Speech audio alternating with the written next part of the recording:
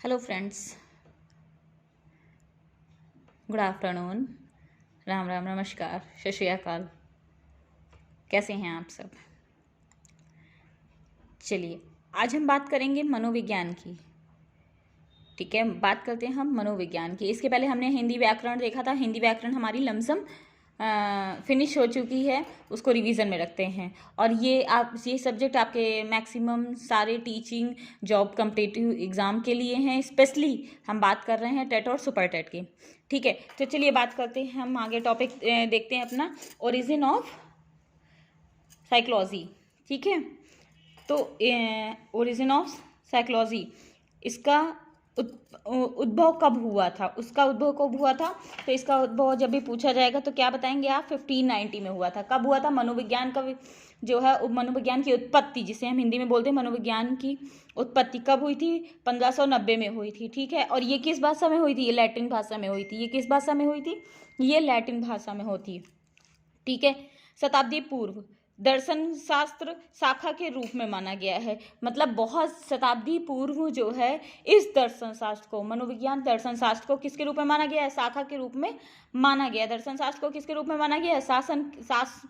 शाखा के रूप में माना गया। ओके, अब हम इसको डिवाइडेशन करते हैं, इसका क्लासिफिकेशन करते हैं। ठीक है, अगर हम इन शब्दों को तोड़ते हैं, ठीक है, संधि विच्छेद जैसे हम लोग करते थे वैसे कर करते हैं, तो ये हो गया, इसको बोलते हैं साइको प्लस लोगोस। ठीक है, अब साइको का क्या होगा हिंदी में? आत्मा का, और लोगोस का अध्ययन करना। तो इसका अर्थ क्या है? आत्मा का अध्ययन करना। मतलब मनोविज्ञान का अर्थ क्या होता है? आत्मा का अध्ययन करना। क्या होगा? आत्मा का अध्ययन करना। आ रही होगी बात समझ में, आई थिंक। चलिए अब बात करते हैं मनोविज्ञान शब्द का प्रयोग। मनोविज्ञान शब्द का प्रयोग किसने किया था? रुडोल्फ गोल्काय ने किया था। किसने किया था? रुडोल्फ गोल्काय ने किया था। किसने किया था? रुडोल्फ गोल्काय ने किया था। मैं 3 टाइम्स रिपीट कर रही हूँ, जिसे आप लोगों को सुनने से ही याद हो जाए आधी चीजें। ठीक है, अब यहाँ पर मेन क्या था? मनोविज्ञान मनोविज्ञान को हम समझेंगे कैसे? मनोविज्ञान को समझने के लिए हम क्या बालकों का व्यवहार, मनोविज्ञान में हम एक समय के लिए ये सोचे समझेंगे कैसे, या फिर हम ये कहें कि मनोविज्ञान के अंतर्गत क्या क्या आता है? तो मनोविज्ञान के अंतर्गत आता है बालकों का व्यवहार, आता है मनोविज्ञान के अंतर्गत आता है बालकों की समस्याएं, बालकों की स्थितियां, बालकों का विकास, बालकों के व्यवहार। ये सब हम किस में पढ़ते हैं? ये सारा ही सब कुछ हम किस में पढ़ते हैं? मनोविज्ञान में पढ़ते हैं। अब आप ये कह रहे होंगे ये हमारे एग्जाम को छोड़ करके किसी भी आगे बच्चों को ना पढ़ाना होता है ना कहीं पे भी यूज होता है, तो हम ये सब्जेक्ट पढ़ते क्यों हैं? टाइम क्यों वेस्ट करें? इसलिए क्योंकि हम जा रहे हैं बच्चों को पढ़ाने। उसके लिए हमें बच्चों की मेंटलिटी को, बच्चों की फीलिंग्स को, बच्चों की जो एक्टिविटी है, क्रिएटिविटी है, उन सब चीज़ों को समझना पड़ेगा। मेन वही होता है। वे ऑफ टीचिंग क्या है? बच्चों से कांटेक्ट में रहना, और बच्चों की सब चीज़ें समझेंगे तभी तो हम उनसे फुल्ली कांटेक्ट में रहेंगे, फ्रेंडली रहेंगे। ठीक है, तो इसलिए ये सब्जेक्ट सबसे ज़्यादा मोस्ट इंपॉर्टेंट माना जाता है। चलिए, crow and crow. Crow and crow कौन है? वैज्ञानिक है। क्रो एंड क्रो के अनुसार गर्भावस्था से किशोरावस्था तक का जो अध्ययन होता है वो किस में आता है? मनोविज्ञान के अंतर्गत आता है। वो किसके अंतर्गत आता है? मनोविज्ञान। गर्भावस्था से किशोरावस्था तक का, ठीक है, जो गर्भ काल से, मतलब जब बच्चा गर्भ में आ जाता है तो गर्भावस्था से लेकर के किशोरावस्था तक सारा अध्ययन किस में होता है? वो मनोविज्ञान में होता है। ठीक है, ये किसने कहा हुआ है? ये क्रो एंड क्रो ने कहा हुआ है। ये किसने कहा हुआ है? क्रो एंड क्रो ने कहा हुआ है। ठीक है, अब हम बात करते हैं सदी की। सदी सदी सदी सदी सदी बहुत इंपॉर्टेंट है हमारा। सदी जिसे हम बोलते हैं शताब्दी। ठीक है, 16वीं सदी में आत्मा का विज्ञान। 16वीं सदी में आत्मा के विज्ञान। ठीक है, इसके विचारक संकल्पना कौन है? प्लेटो हैं, अरस्तु हैं, डेकार्ट हैं। कौन कौन से हैं? प्लेटो हैं, अरस्तु हैं, डेकार्ट हैं। किसके? साइंस ऑफ सोल के, आत्मा और विज्ञान के। प्लेटो, अरस्तु, डेकार्ट। ठीक है, प्लेटो, अरस्तु, डेकार्ट। ठीक है, अब चलिए बात करते हैं 17वीं सदी की। अब बात करते हैं हम 17वीं सदी की। 17वीं सदी में कौन है? मन या मस्तिष्क का विज्ञान। 17वीं सदी में कौन सा है? मन या मस्तिष्क का विज्ञान। ठीक है, 17वीं सदी की बात कर रहे हैं, तो 17वीं सदी में मन या मस्तिष्क का विज्ञान। यहाँ पर क्या है? इटली के पोम्पोलॉजी ने किया। ये क्या है? मस्तिष्क का विज्ञान माना जाता है। किसने किया है? कि इटली के पोम्पोलॉजी। इटली के क्या है? पोम्पोलॉजी ने किया हुआ है। ये 17वीं से 18वीं शताब्दी जब तक आई तब तक ये जो परिभाषा थी वो अमान्य हो गई। ये क्या हो गई? अमान्य हो गई। तो 17वीं शताब्दी की बात करी, किसने किया? मन और मस्तिष्क का विज्ञान किसने किया? इटली के पोम्पोलॉजी ने किया। किसने किया? इटली के पोम्पोलॉजी ने किया। लेकिन ये 17वीं में तो चली, लेकिन 18वीं तक आती आती अमान्य हो गए। फिर 19वीं सदी में क्या आया? चेतना का विज्ञान। 19वीं सदी में क्या आया? चेतना का विज्ञान। चेतना का विज्ञान किसने लिखा? चेतना का विज्ञान दिया है विलियम वुंट ने। किसने दिया? विलियम वुंट ने। William James, William vibes, James Ali.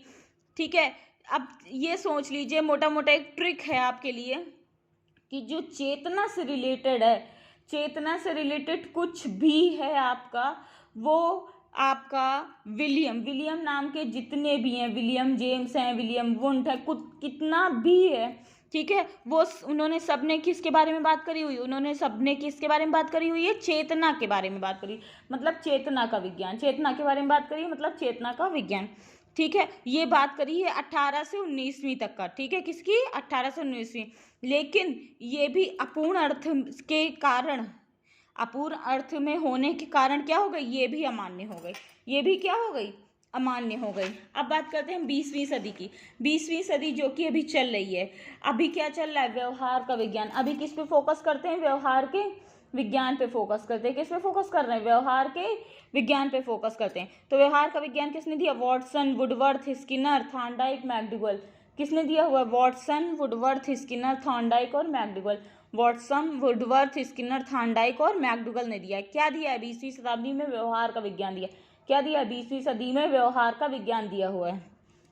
सबसे पहले मनोविज्ञान की शाखा, ठीक है, सबसे पहली मनोविज्ञान की पहली विश्व की प्रयोगशाला कहाँ थी?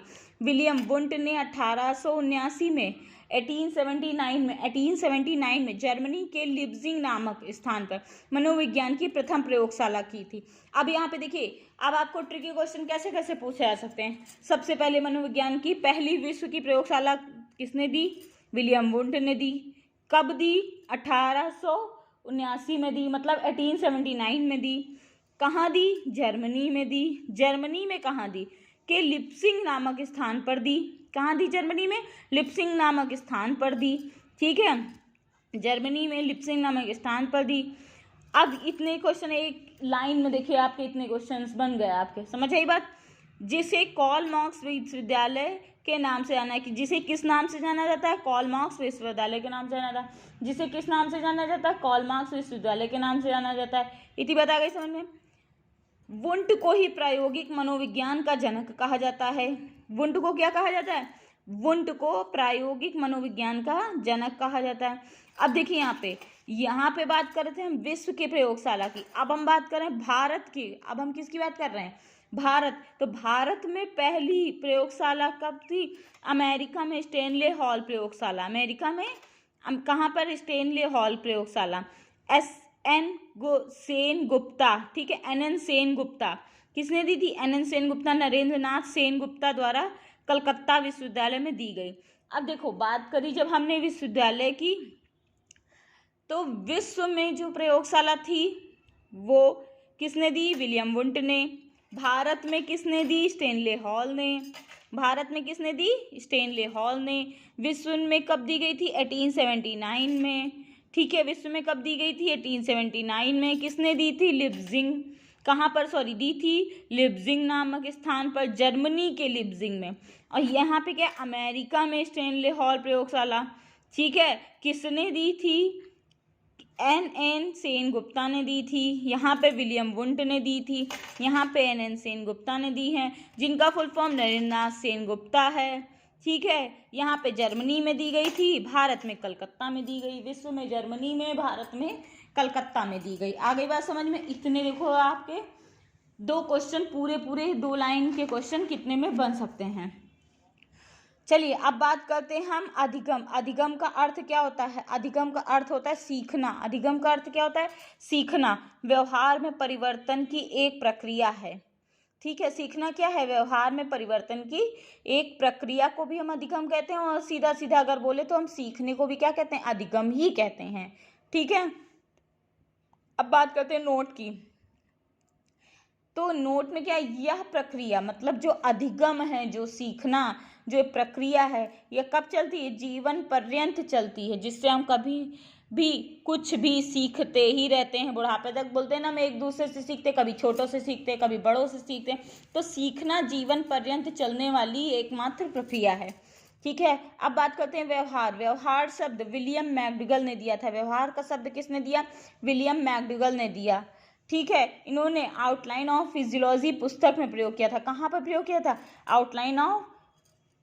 आउटलाइन ऑफ साइकोलॉजी, ठीक है, पुस्तक में प्रयोग किया। अब व्यवहार के जनक कौन है? जेबी वॉटसन। व्यवहार के जनक कौन है? जेबी वॉटसन। और व्यवहार का विज्ञान किसने दिया हुआ है? इन्होंने, जेबी वॉटसन ने ही दिया। व्यवहार का विज्ञान किसने दिया है? जेबी वॉटसन ने ही दिया हुआ है। आगे बात समझ में। पॉइंट क्या है? अधिगम व्यक्ति के आधार में स्थायी परिवर्तन लाता है। अधिगम व्यक्ति के व्यवहार में स्थायी परिवर्तन लाता है। परिवर्तन के कारण अभ्यास, अनुभव, प्रशिक्षण। परिवर्तन के क्या कारण हो सकते हैं? अभ्यास करना। भाई परिवर्तन तो तभी आएगा जब हम किसी चीज़ का रेगुलर अभ्यास करेंगे, जब हमें किसी चीज़ का अनुभव होगा, जो उस चीज़ के बारे में जानकारी होगी। प्रशिक्षण वही होता है जो टीचिंग है, जैसे कि हम बोलते हैं ना, तो जानकारी है उस फील्ड के बारे में, तो वो प्रशिक्षण हो गया। आगे बात समझ में। अब इसको और भी कई चीज़ों से परिवर्तन को जाना जा सकता है। परिवर्तन के कारण जैसे बीमारी है, अब हमको अगर बीमारी हो गई तो हम सूख जाएंगे, तो ये मेरे अंदर परिवर्तन ही तो आ गया। संवेग, परिपक्वता, मूल प्रवृत्ति, ये सब क्या है? परिवर्तन के कारण है। ये सब क्या है? परिवर्तन के कारण है। क्रो के अनुसार क्या है? अधिगम, आदत, अभिवृत्ति का ज्ञान। क्रो ने क्या कहा हुआ है कि अधिगम जो है आदत, अभिवृत्ति और ज्ञान का अर्जन करना ही क्या है? अधिगम है। तो क्रो ने क्या कहा है? फिर से आप एक बार सुन लीजिए। अधिगम, आदत, अभिवृत्ति और ज्ञान का अर्जन करना ही क्या है? अधिगम है। अब आदत, अभिवृत्ति और ज्ञान को कैसे याद रखेंगे? आज से ए से अधिगम, ए से आदत, ए से अभिवृत्ति और जड़ से ज्ञान। ठीक है, समझ आ गई बात आपको? ये किसने? क्रो ने अधिगम, आज को अर्जन करना ही अधिगम है। ऐसे भी आप पढ़ सकते हो याद करने के लिए। गिलफोर्ड ने क्या कहा हुआ है? गिलफोर्ड ने कहा हुआ है व्यवहार में आया हुआ परिवर्तन ही अधिगम है।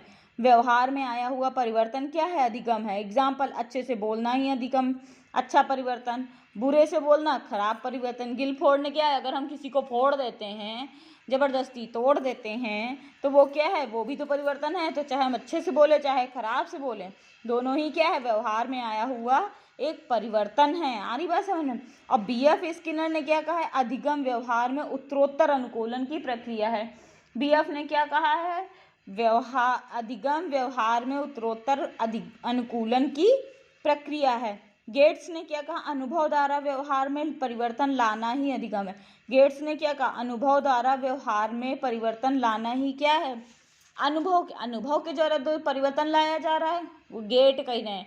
गेट मतलब मान लो मेरा गेट बहुत भारी है और अभी उसके सामने कोई खड़ा हो जाए, वो ऑटोमेटिक है कि खुल तो जाता है लेकिन बंद अपने आप से हो जाता है। मान लो खड़ा है, उसको नहीं पता ये बंद ऑटोमेटिक है, तो वो उछाल के दूसरे के घर में फेंक देगा। ठीक है, तो ये गेट है। तो गेट्स ने क्या कहा कि अनुभव, अब एक बार अनुभव मिल गया ना, तो अनुभव से व्यवहार में आया परिवर्तन, दोबारा इंसान उसके सामने नहीं खड़ा हो गया। तो ये किसने? गेट्स ने कहा। याद रखने के लिए आप ऐसे बोल सकते हो। ठीक है, चलिए अब बात करते हैं विलियम वुडवर्थ की। विलियम वुडवर्थ इन विकास की प्रक्रिया। विलियम वुडवर्थ ने दो चीजें कही हैं। पहली कही है विकास की प्रक्रिया, दूसरा का है नवीन ज्ञान और नवीन प्रतिक्रिया का अर्जन करना ही अधिगम है। नवीन ज्ञान, नए तरह के ज्ञान को और नई तरह की प्रतिक्रियाओं को अर्जन करना ही क्या है? अधिगम है। और विकास की जो प्रक्रिया है वो भी अधिगम है। तो ये किसने कहा है? ये विलियम वुडवर्थ ने कहा है। किसने कहा है? विलियम वुडवर्थ ने कहा। अधिगम के पक्ष, अधिगम के 3 पक्ष हैं। अधिगम के कितने पक्ष हैं? 3 पक्ष हैं। संज्ञानात्मक पक्ष, क्रियात्मक पक्ष, भावात्मक पक्ष। अधिगम के कितने पक्ष हैं? 3 पक्ष हैं, संज्ञानात्मक, क्रियात्मक और भावात्मक। संज्ञानात्मक पक्ष ज्ञान के द्वारा सीखना, संज्ञानात्मक क्रियात्मक क्रिया के द्वारा सीखना जो है अधिगम, भावात्मक भाव के द्वारा सीखना अधिगम। ठीक है, तो ये 3 पक्ष होते हैं। अधिगम की 3 विधियां हैं, 4 विधियां हैं सॉरी। अनुकरण, सूझ, अभ्यास और आधारित। ठीक है, अनुकरण, सूझ, अभ्यास और मूल आधारित। अधिगम की विशेषताएं, अधिगम की कुछ मुख्य विशेषताएं, जीवन पर्यंत चलने वाली प्रक्रिया, अधिगम क्या है? जीवन पर्यंत चलने वाली एक प्रक्रिया है। अधिगम सदैव उद्देश्य से पूर्ण होती है। अधिगम क्रिया आधारित प्रक्रिया है। अधिगम क्या है? क्रिया आधारित प्रक्रिया है। अधिगम सकारात्मक और नकारात्मक भी प्रक्रिया। अधिगम क्या है? सकारात्मक भी और नकारात्मक प्रक्रिया भी है। अधिगम का प्रभाव 3 लोगों पे पड़ता है, अध्यापक, परिवार और मित्र मंडली। कहाँ से पड़ता है? अध्यापक से पड़ता है, परिवार से पड़ता है, मित्र मंडली से पड़ता है। अधिगम को प्रभावित करने वाले कारक, अधिगम को प्रभावित करने वाले कारक आपके 2 हैं।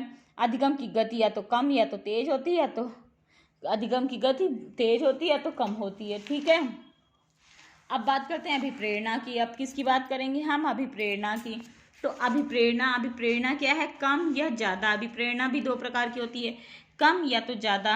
ये आप पे निर्भर करता है। वातावरण भी 2 तरह का, एक प्रिय होता है जो अच्छा होता है, अनुकूल होता है, ज़्यादा होता है, अधिगम होता है। दूसरा होता है दूषित, अनुकूल न होना, कम, अधिगम। नवीन ज्ञान क्या? पूर्व ज्ञान को प्रभावित करता है। नवीन ज्ञान क्या? पूर्व ज्ञान को प्रभावित करता है। चलिए अभी के लिए इतना ही। ये पहली क्लास थी हमारी, ठीक है, मनोविज्ञान की। अब हम लोग दूसरी क्लास करेंगे किसकी? बाल विकास की अवस्थाओं पर। किसकी बात करेंगे? किस पे? बाल विकास की अवस्थाओं पे बात करेंगे। ठीक है, चलिए आज के लिए थैंक यू।